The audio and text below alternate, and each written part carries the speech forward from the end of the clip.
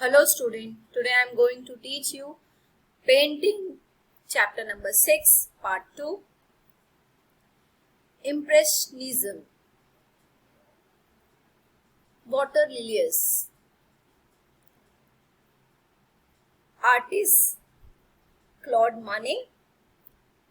Medium oil color and period 1899 and style Impressionism collection National Gallery London. Among the entire Impressionist, Claude Monet was the most dedicated and spontaneous artist to capture ever-changing mood of nature. He was born in Paris on 14th November 1840. Most of his life, he traveled tirelessly seeking new setting and effect of nature to paint. He is widely regarded for his unchanging flower, landscape, river with boats, seascapes, and rock coast. He endlessly painted the wonderful water garden, which gave him his final great public recognitions in the series of water lilies. In 1899-1900, the Japanese bridge across the pond acted as the central feature of the paintings. In almost all this painting, the sky was barely absent, but the freely painted its a brilliant reflection in many vibrant color to add extraordinary depth. The fresh blossoms, lilies of various size add the beauty of the painting. जो water लिलियस का जो painting है specially वो यहाँ पे इसका title है और इसके जो आर्टिस्ट है वो क्लॉड माने है और मीडियम जो है ऑयल कलर है और पीरियड 1899 है और इम्प्रेशनिज्म है नेशनल गैलरी में लंदन में ये मिला है कलेक्शन में। और जैसे मैंने बताया प्रभाव का अर्थ होता है असर डालना। सो सभी जो प्रभाववादी कलाकारों में क्लॉड मॉनेट जो थे सबसे अधिक प्रतिभाशाली या प्रतिबद्ध थे और एकदम सहज और स्वाभाविक कलाकार थे जिसने प्रकृति के जो बदलते मिजाज को हम कह सकते हैं उन्होंने अपनी कलाकृति में उतार दिया। उनका जन्म 14 नवंबर 1840 को पेरिस में हुआ था। प्रकृति के जो विभिन्न प्रभाव से परिचय के लिए और फिर अपनी कला में उतारने के लिए बिना थके वो लगातार सारे जीवन भर कार्य करते रहे, काम करते रहे और उसे सुंदर और आकर्षक बनाने के लिए उन्होंने फूलों जो बहुत सुंदर फूल होते हैं उनको और प्राकृतिक दृश्यों को अपने चित्र में उतारा, चित्र में बनाया और बड़ी श्रद्धा के साथ मेहनत के साथ वो उन्होंने ड्राइंग की।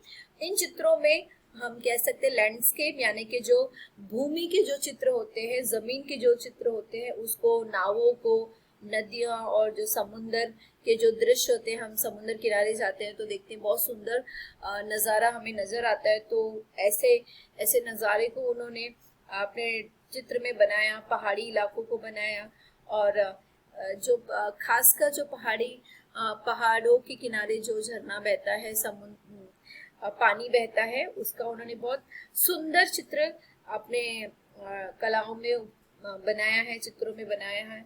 उसने पानी के बाग, वाटर गार्डन जिसे कहते हैं और अनगिनत चित्र बनाए हैं जिससे उसकी महान पहचान हुई।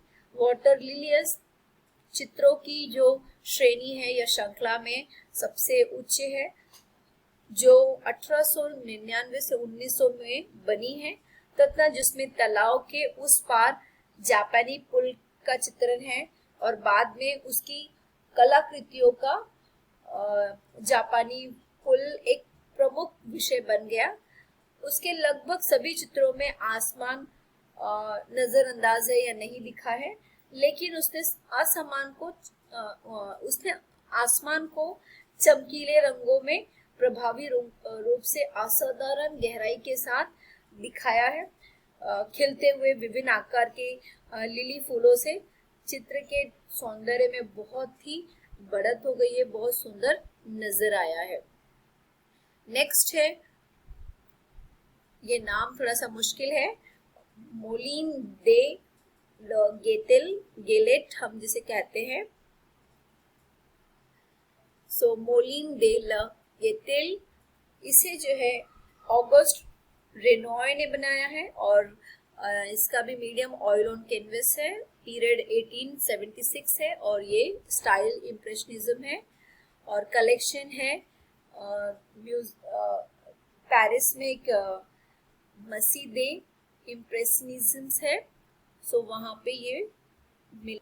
August Renoir 1841 to 1999 was a French artist. He painted Moulin de la Galette in 1876. The paintings show young people enjoying life, picnic, dance and party. Renoir was a creator of soft, sentimental and charming paintings. While painting, he used his sharp observation to register the moment, atmosphere and images of Parisian society. He used shades of purple, white and blue tuned to unite the modeling of figures dressed in fashionable clothes. He added delight and freshness in color which sparkles life in his painting. His work show a tenderness and harmony in perfectly balanced and pleasant compositions. Renoir preferred to paint group composition, portrait, and female model studies. He was an expert to communicate the impressions of joy of life through his painting. August Renoir जो है 1841 to 1999 में एक Francis कलाकार है, Francis हम कह सकते हैं, और 1876 में उसने मोलिन दे गेलेट का चित्रण किया, ये बनाया। उस चित्र में युवा लोग हैं उनकी जिंदगी, वो लोग जिंदगी का आनंद लेते हुए दिखाए गए हैं। वे लोग पिकनिक मना रहे हैं, डांस कर रहे हैं, पार्टियां बना रहे हैं। और रेनॉय की जो कृतियां हैं या हम बोल सकते चित्र है, उसमें कोमलता और भावनात्मक और लुभावनी चित्र हमें दिखाई देते हैं। उसने अपनी कृतियों की संरचना करते हुए बनाते समय फारसी समाज की जो भी एक्टिविटी है या गतिविधि है और उनका वातावरण, समाज के प्रतिबंधों को चित्र प्रस्तुत किया है। उसने बैंगनी जो पर्पल कलर होता है और नीले ब्लू कलर को उसका उन्होंने छाया जैसा इस्तेमाल किया है, जिससे मॉडर्न की आकृति दिखाई देती है और जो वस्त्रों में भी सजी हुई दिखती है, जो कपड़े उन्होंने पहने हैं। उनके चित्रों में रंगों की ताजगी तथा प्रसन्नता से जीवन की झिलमिलता का एहसास होता है। उनके कला चित्रों में कोमलता और संतुलन दिखाई देता है। रेनॉय अपने चित्रों में सामूहिक रूप जो है चित्र दिखाते हैं, जिसमें महिलाओं को मॉडल और गहने पहने हुए दिखाया जाता है। वो चित्रों के माध्यम से जीवन के आनंद के अनुभव को प्रदर्शित करते हैं। नेक्स्ट है डांस क्लास। डांस क्लास ये हमारा नेक्स्ट टॉपिक है। इसके जो आर्टिस्ट है एडगर डेगा और ऑयल एंड कैनवस 1873 टू 1876 और इम्प्रेशनिज्म इसका स्टाइल है। कलेक्शन है museum of art Toledo Ohio. This is the picture. See this picture. Dance class. Okay. The painting dance class was created by a French painter Edgar Degas, born in Paris, Naples in 1834 Unlike other impressionists, Edgar Degas refused to paint from nature. He was interested mainly in human presence. Among his most notable achievements are his painting of ballet dancer in frills skirts practicing getting to ready or just revolving around the stage. His off center compositions gave impressions of spontaneity to capture gesture of a pose full of life. In most of his painting, he preferable to play with artificial light of the theater than to sunlight. His most favorite medium was pastel. Sometimes he used different medium in the same picture, or else he would superimpose coat of pastel in order to obtain transparencies between layer. Other than painting, Degas also took up sculptures to express dramatic movement of dancers in real space. जो Paris में जन्मे Francis कलाकार Edgar डेगा ने जो dance class का चित्र बनाया है 1834 में, और जैसे अन्य जो हम बोल सकते हैं प्रभाववादी कलाकार के विपरीत एडगर डेगा ने प्रकृति से अपनी कृतियों के लिए प्रेरणा नहीं ली। उनका जो मुख्य था वो इंसान थे, और जो मानवीय उपस्थिति हम बोल सकते हैं, इंसानों की उपस्थिति से वो बनाते थे कि इंसान सबसे सुंदर है। और उसकी जो मुख्य उपलब्धियों में उसके चित्र वे चित्र हैं जिनमें बेल या हम बोल सकते हैं नाटक है, और झल्लेदार और जो स्कर्ट जो होते हैं वो डांस नृत्य करने के लिए तैयार करती दिखाई देती हैं।